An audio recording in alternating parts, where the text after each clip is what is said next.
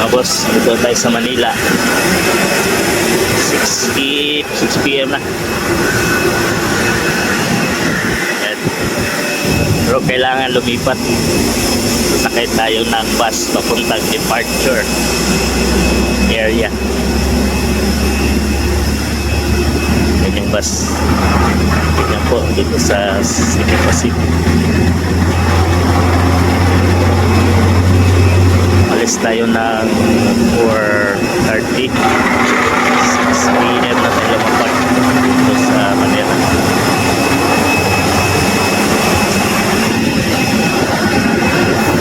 Ay, bus. Dalhin tayo ng departure.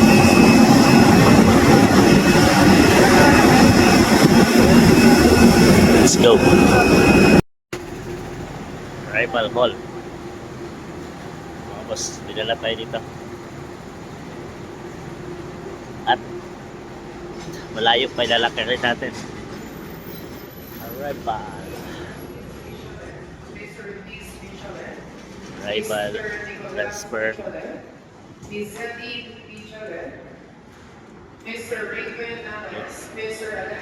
Layo-layo pa.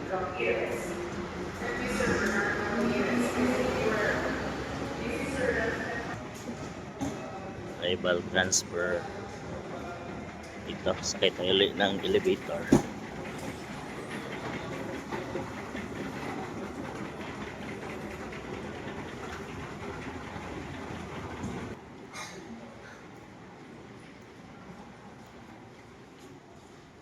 Arrival. Domestic flight baggage. So dito tayo pupunta. Baba tayo dyan. Nandyan yung ating bagahe. So nandun yun sa kabila yung pang international flight mga boss. Dito yung domestic. Pilipinas lang na mga flight. Baggage claim, domestic flight. Yan, baba tayo dito sa elevator. At nandito na. Dito natin hintayin nating bagahe. Hanapin lang natin yung ROAS. Dito.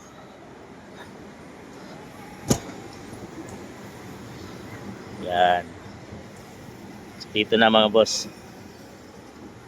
Belt 1, 2, 3 hanggang 6. ROAS. Ito. Nakita ko na.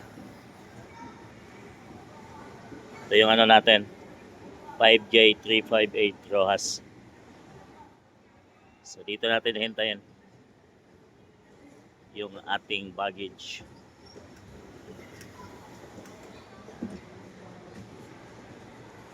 Tsaka makita mo agad dito may signage.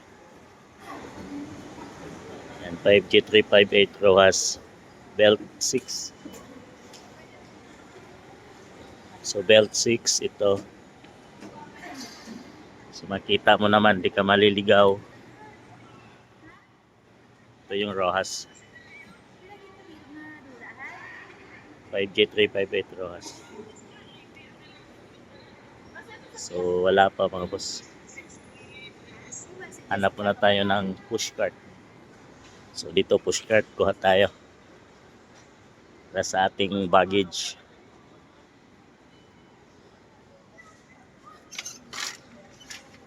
Yan. Ito ating sasakay. Abangan natin dito. Sa belt number 6. Tayo makasama natin pababa. Yan lahat yan ROAS.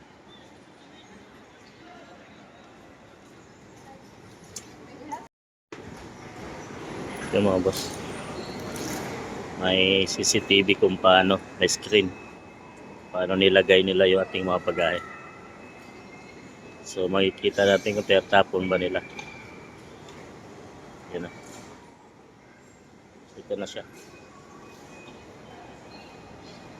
Abangan lang natin kung saan yung ating bagahe.